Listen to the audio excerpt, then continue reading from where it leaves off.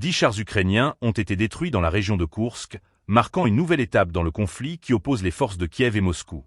Le ministère russe de la Défense a déclaré que cette dernière tentative des forces ukrainiennes d'étendre leur base militaire a été écrasée, signalant une résistance russe toujours déterminée.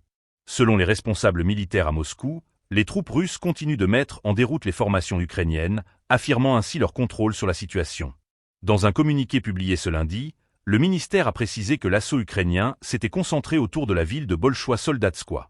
Au cours des dernières 24 heures, l'armée ukrainienne aurait perdu un total de 485 soldats, ainsi qu'une série de matériel militaire, incluant 10 chars, 7 véhicules de combat d'infanterie, 5 véhicules blindés de transport de troupes, un canon d'artillerie et un système de guerre électronique.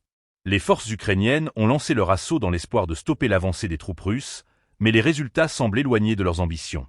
Ce dimanche, lors d'un point de presse, les responsables russes ont accentué l'idée que l'opération ukrainienne n'avait pas atteint ses objectifs. Début août 2024, les troupes ukrainiennes avaient franchi la frontière vers le territoire russe reconnu internationalement, une manœuvre jugée audacieuse par certains analystes. Les dirigeants de Kiev affirmaient que cette incursion visait à détourner les forces de Moscou d'autres zones le long de la ligne de front. Cependant, malgré ces efforts, l'offensive russe dans le Donbass se poursuit sans relâche.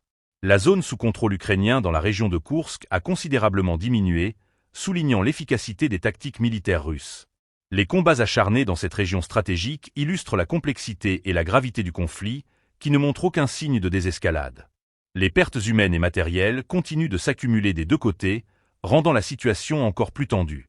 Alors que les forces ukrainiennes tentent de reprendre l'initiative, la détermination des troupes russes à maintenir leur emprise sur Koursk s'affirme. L'avenir de cette région, ainsi que des opérations militaires en cours, reste incertain, mais la dynamique actuelle laisse présager des mois de combats acharnés à venir.